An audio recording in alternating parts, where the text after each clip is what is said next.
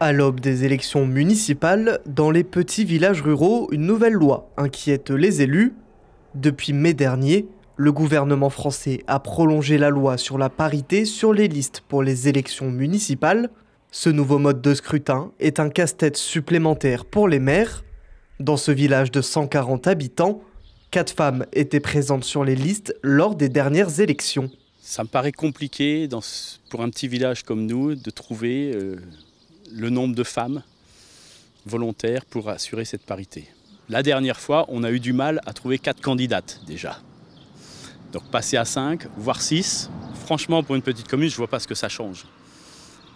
Le principal, c'est qu'on ait des conseillers qui soient investis, hommes ou femmes, peu importe. Cette nouvelle loi est censée s'adapter aux communes et autorise le dépôt de la liste incomplète, mais un seuil de candidats est fixé. 5 candidats dans les communes de moins de 100 habitants, 9 candidats dans les communes de 100 à 499 habitants et 13 candidats dans les communes de 500 à 999 habitants. Cette nouvelle réforme indique aussi qu'il n'est plus possible de rayer des noms sur les listes municipales. Dans les villages comme nous, à Vie-sur-Saulx par exemple, on a en général une seule liste. Donc ce qui nous gêne surtout dans la loi, c'est de ne pas pouvoir rayer des noms, puisque si vous avez un voisin par exemple qui est bruyant, que vous ne voulez pas le voir au conseil municipal, eh ben, vous ne pourrez plus le rayer. Voilà. Ça c'est le premier aspect. Le deuxième aspect, on a 3 femmes dans notre conseil. Si on pouvait en avoir 5, on l'aurait déjà fait. Donc il va falloir les trouver. Ça va être compliqué. Alors que ces dernières années, de moins en moins de personnes se rendent aux urnes, pour les municipalités, les taux de votants sont également en baisse.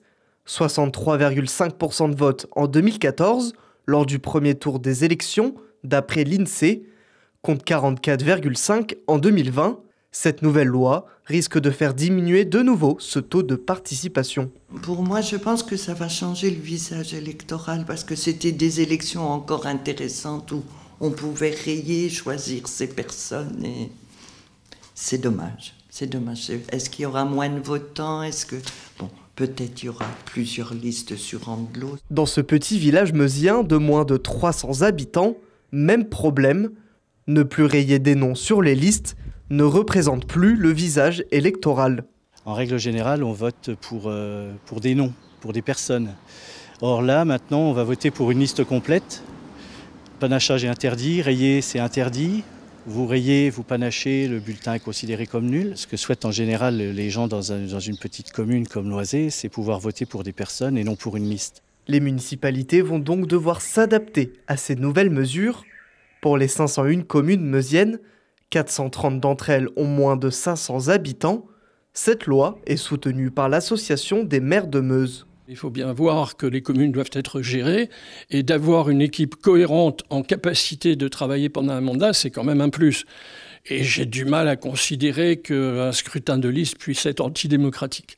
Alors c'est rajouter à ce problème la parité, mais comme l'a rappelé le Conseil constitutionnel, la parité, ça fait quelques années qu'elle est dans la Constitution, et finalement c'est un aboutissement. Même si les élections sont dans 9 mois, s'adapter à ces nouvelles règles est déjà un problème pour de nombreuses municipalités.